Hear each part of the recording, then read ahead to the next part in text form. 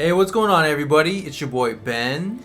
And James, thank you so much for joining us for our very first ever video for our brand new channel, Twin Engines of Destruction. Now, this is going to be our channel and our home for all things nerdy that we love to talk about. That includes Marvel, Star Wars, Jurassic World. I'm just saying that because the new movies come out. We're probably going to do a review on it. This is the place for that. We had some of the videos on Gangsta Puffs. Didn't really feel like home.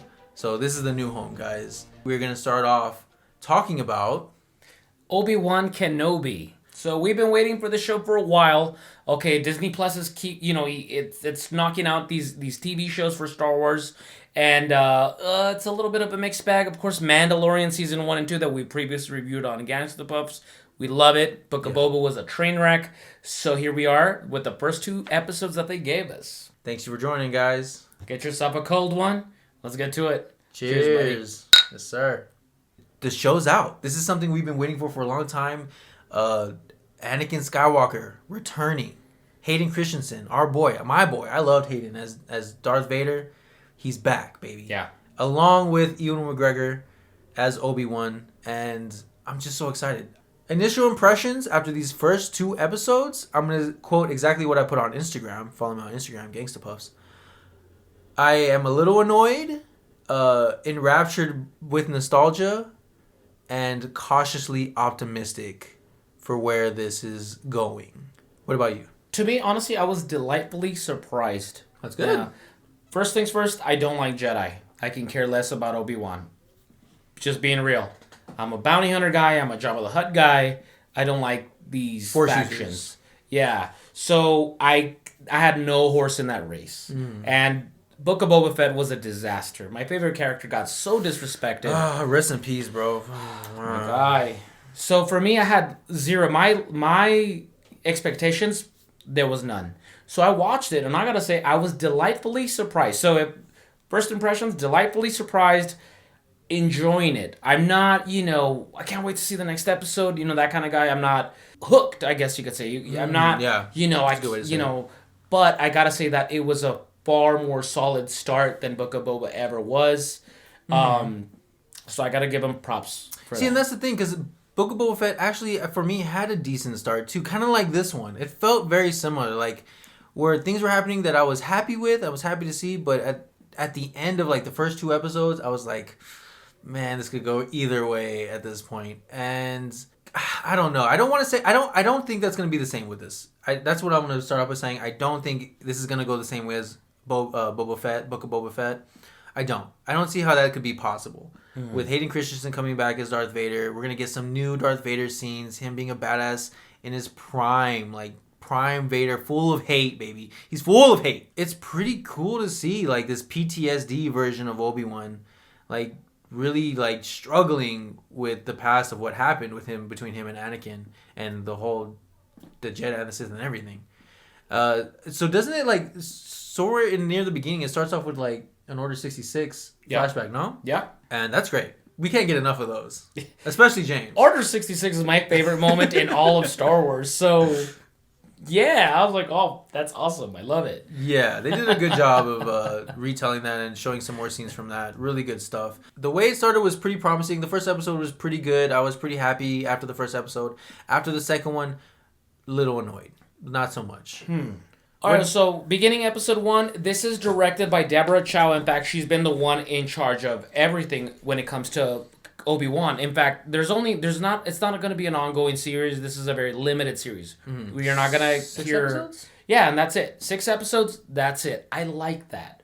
It gives this sense of finality. It gives this, okay, we got to go from point A to point Z.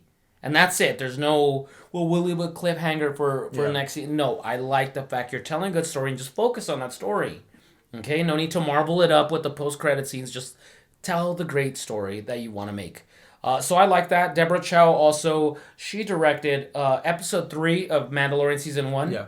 So, I mean, wow. What a spectacular episode. Yeah. So, Deborah Chow, just, I was impressed. I don't know much about her in terms of like her previous work, but I thought that's a competent person, much better than Robert Rodriguez. Oh, that's my God, get that guy out of here. Fucking throw him away, all right? So, from the best of my understanding, Jon Favreau and Dave Filoni are not involved with the series whatsoever. Really? It's just Deborah Chow overseeing the thing. Okay, so that could be a good or a bad because I have annoyances with them too. This is our first peek at the Inquisitors. These fearsome Jedi hunters who used to be Jedi. And they're not to be confused with Sith, because they're not Sith. No. And this has been a big point of contention with a lot of people, like the way they look. That main guy, the Grand Inquisitor? Yeah, who doesn't look like the other alien race that was in Clone Wars. The Pawan, the Oda Pawans? Yeah, they looked a lot more believable and alien-like in that. And I still believe that. This guy looks very human, just with white paint on. That's fine. I mean, whatever. I don't really care that much. He's calm. He's calculated. He knows what he's doing. He's not going to get too brash or anything. Cool. I like him. Then we get this other Inquisitor who is set up to be, like, annoying. That's, like, her biggest trait, is that she's annoying. But they set her up to be, like, this really important character, and I don't care for her at all. I don't care for her acting. I don't care for her character. I forgot her name. It's like Reva or something like that. Reva, the third sister. The third sister. So we have Han from Fast and Furious as the other, what did you call him? The third... Was he the fifth brother? Second brother or third brother? No, I think he's the fifth brother. Something. He's cool. We haven't seen much from him, so he's alright for now. But yeah, this third sister, second sister, not digging her at all. And I dig her even less in the second... I know I'm jumping ahead here, but this is one... I can't help but talk about it. Second episode, they have her hunting down Obi-Wan. For some reason, anytime this woman moves, she has to be doing hardcore parkour. And I hate it. Everything she does is just like too intense. Like, what are you doing? And she's just super annoying. Her character's super annoying. And I feel like her acting is bad. That's one of my bad marks on this whole show so far, is that actress, that character, her dialogue.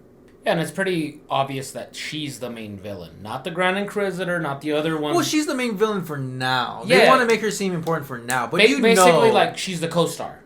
You know what I mean? Like, she's the you know what I mean? Like, she's the one that's really gonna... She's the one that's gonna get knocked out first. And then Han. And then they're gonna go for Baby Powder Face. You know what? I would disagree. I don't know. That's what I have a whole different theory. Okay, but well, that's fine. I just needed to get that out of why I didn't like her character. But other than that, what else happens in the first episode? What's like the end? Oh, you get to see a day in the life of Obi-Wan. And I always enjoy those... like a day in the life of someone. Don't overdo it. Don't overdo it where it's been 20 minutes and we're bored. Like, get to the story. But I like to see, where has he been for the last 10 years? How's he providing for himself? What's he eating? Kind of thing. Yeah. And so you see, he's living like he lives at like a butchery, he works at they're eating some manta ray in the desert. They're chopping him up, processing it, kind of thing. I like that he steals a little bit so he can eat it at home, kind of thing. And then you see the Inquisitors land. And I gotta say, because the Inquisitors first came up in canon on the show Star Wars Rebels, so we got to meet them. We got to meet the Grand Inquisitor and the fifth brother in the show. Yeah, they're so different. And granted, there's always like a learning curve. Like, you got to realize that this is a real person playing a cartoon character. So you got to kind of give them a little bit of a break. But it was just so goofy. I will say, like, they show up to this cantina, like, oh my god, we're in Tatooine and a cantina again. For the millionth time. But they're like, hey, we're looking for a Jedi, and they hunt themselves. He drops, like, a little thing, and they take off, and they're just like, oh, he got away. Yeah. We'll get him next week. Like, it was just, I will say, it was a little goofy. I'll forgive it, but... yeah. It was a little like, are you guys not trying? You could run. It just comes off like unrealistic, in a sense. But it almost loses you. It's almost like, it almost takes you out of it. And you're like, because that's not what... He drops the little, like, the umbrella thing. Like, yeah. And then he takes off and they're like, we'll get him. That's not what we're used to. Like, the prequels don't have a lot of stuff like that. I mean, can you imagine if Darth Maul was... put in that, exactly. Put for that task. Like, he would have slaughtered everyone in that fucking bar. Yeah. You know what I mean? Like, it's just... But anyway, overall, I did enjoy it for the most part. There's some goofy parts. I will say the Grand Inquisitor looks and sounds nothing like he does in Rebels. In Rebels, the guy commands attention as soon as he walks in. See, that's the thing. That's completely different animal. That's something I don't bring to these reviews, is I have not seen any of that stuff. I know I need to catch up on it, and I know I will, especially before Ahsoka, because apparently Ahsoka is like a clear... gonna be like a clear sequel to Rebels, so I need to watch it. I will catch up on it, but I'm not bringing any of that prior information, so I'm watching this new. Like I'm new to these characters. I've never met them before, Mm. and they come off very cartoony to me. The original guy, the Inquisitor, the main Inquisitor guy, he seems cool. What's his name? He's like a Grand Inquisitor. They just call him the Grand Inquisitor. Oh yeah, he's cool. I like him. I don't have any real qualms with him. So we get to see that Leia's part of the show. They never mentioned that before. It's a little bit of a surprise. Mm-hmm. So we get to see Leia, a day in the life of Leia. You know, she's living, you know, as part of royalty for the Elder, you know, for Bail Organa. You know, and, you know, you get to meet her a little bit. You get to see who she is, like her little... She's very clever. She's very insightful. Like, She's too damn clever, dude. She's too smart. She's a child. I think she's way too, like she's over here talking all smart. Like, as a grown person would talk the way that she talks. I don't know. Maybe I'm just disconnected from what children are like these days. She just seemed way too intelligent for her age. Yeah. Like, way more than any child her age should be. And that kind of took me out of it as well. Yeah, that's going to be one of my negatives. Yeah. I'm going to bring that in. Those are, like, my two biggest things. I don't really... the second episode, there was another thing that I am negative about. We'll get to that right now. Second episode. But those are my two biggest negatives for the first episode. Reva and Baby Leia just kind of took me out of it. I love her. I think she's a great actress for her age, for sure. She's killing it. But just for her character, I feel like it's too much. Like, she's too smart. She's too sassy. And she shouldn't have been able to run away and escape these Inquisitors as easily as she did in the beginning. Mm-hmm. That kind of stuff just takes me out of it. But other than that, like, I love seeing Ewan again. I love seeing these planets. I love seeing these environments. I love seeing the flashbacks. I love seeing the callbacks. So I was pretty happy after the first episode. A little annoyed, like I said, but pretty happy.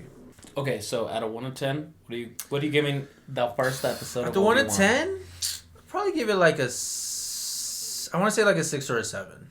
Probably 7. No, maybe like a 6. Fuck, I don't know. Say like 6 or 7. I'm gonna say 7 for now, I guess. Me too. You're forcing me into a corner here. I give it a 7. I thought it was a solid start, much better than Book of Boba. Okay, so I enjoyed the episode. There was one scene that I did find so goofy, and I feel like there's like a pattern. The last shot of every damn episode is gonna be goofy as hell to me. Like, so he gets he digs up his lightsaber.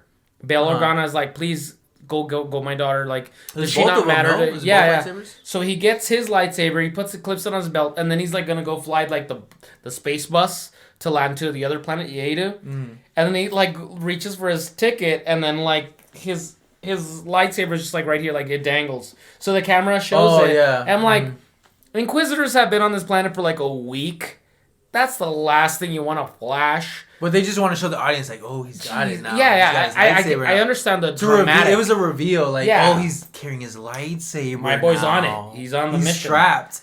But in terms of like the world, in terms of the story, he's like, dude, you couldn't have hidden that in your boot. Concealed carry, my man. Yeah, dude, like, come on, like, you wouldn't think that ticket lady would be like, oh my god, he's right here. Like, they're offering rewards for these people who are like living in dirt. You don't think? You know what I mean? I just found it goofy. That's it. Other than that, I enjoyed it. It just like, I know why they did it. Yeah. You know, to get the fans excited. Story-wise. Yeah, but logically, it's like, dude, you couldn't have like hidden that. Oh no, well, story-wise, it doesn't make sense. But here, yeah, you know what I mean? For fan reasons, it does. Yeah. They want to see their boy strapped. Yeah. Oh well. All right. On to the next one.